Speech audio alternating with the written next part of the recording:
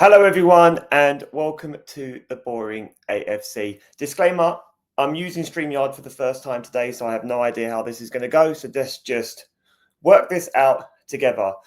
Today, I'm going to be talking about this man, Mr. Martin Odegaard.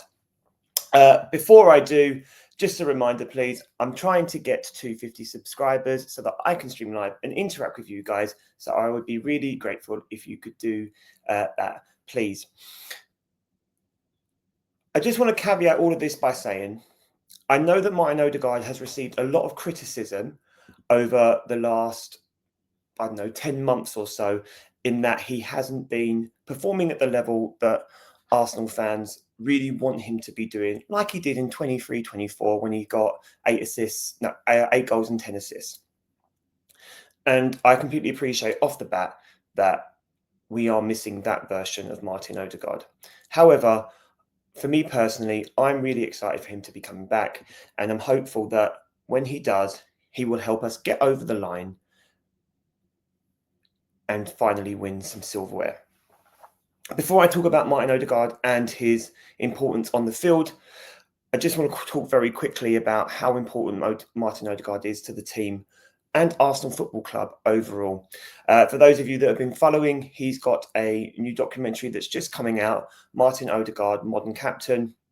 I've watched it, and from it I learned a lot about Martin Odegaard and how important he is to the football club. You can see when you watch it just how embedded he is. He loves being there, and he is loved within the club. And he has a significant role in Arsenal from top to bottom. And some of the things that he does for this club, not just in terms of managing on the pitch, but the level of commitment he brings off the pitch, meeting with fans, working with the academy. Some of the things he does, I just couldn't see the likes of Laka, Abba, Koscielny, and even Xhaka doing the sorts of things that he's been doing for this club. And in a way, I think he is a perfect poster boy, and I highly recommend that you watch it. I also want to temper it by saying that I completely appreciate that in watching the documentary, it is willfully kind of leading you to the conclusion that it wants you to have, right? Like it's trying to kind of it's a persuasive text. It's a documentary, right? So I understand from the off that it's trying to persuade me to feel a certain way about Martin Odegaard. But to be honest, I was kind of already feeling that way anyway. I think Martin Odegaard is a good captain for Arsenal Football Club. He's different in terms of, the 90s when you had people like Roy Keane and Tony Adams and Patrick Vieira and John Terry a little bit later on, those types of captains. He's very different to those. But footballers are very different now. And whether you like it or not, they are. And so the way they respond to people is going to be very different. But the way people respond to people in general is also very different now. And so having someone like Martin Odegaard as the club captain, as the face of the club, is not necessarily a bad thing either.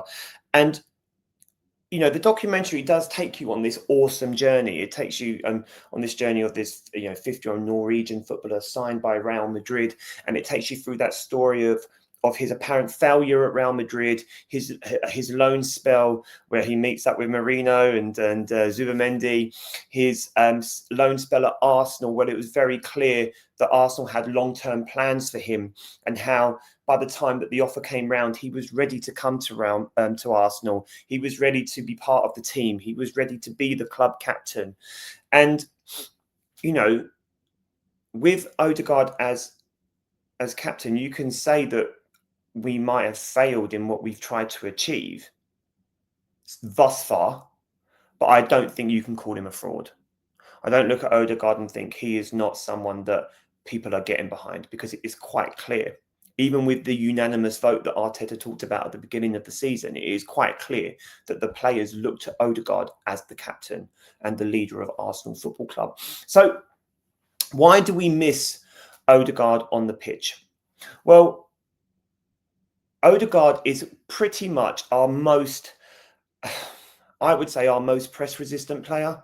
I think he is the player that is able to hold the ball. He is the player that is able to get on the ball. And he is the player that is able to keep things the calmest, right? So with Odegaard, we have better build-up play. He presses high. He is able to defend from the front. And because of that, he creates more time for everyone else. When Odegaard isn't in the team, we look disgruntled. We look panicked. We don't look calm. And you can see that in the last few games that we've had. You know, he hasn't featured since Leeds. I think, no, he hasn't featured since Tottenham. But even before that, he hadn't featured much. And there's been a lot of criticism about Arsenal really since the turn of the year about how lackluster and desperate their football looks. And, you know, we're all of the opinion that it doesn't matter as long as we're winning. But regardless of whether you're an Odegaard fan or not, one of the things that he really does contribute to the team is he offers that high press, but he also is able to hold the ball. He calms everyone down. And there's a reason why, you know, I think that we've scored 100 goals so far this year. It's because of the way that we press. And Odegaard is our leading presser. And because of that, we have more control. And when you look at people like when Eze has played there, when Saka played there for that time, when we've tried other combinations of players in there, Havertz wasn't too bad at it, I don't think. But overall, we look our calmest.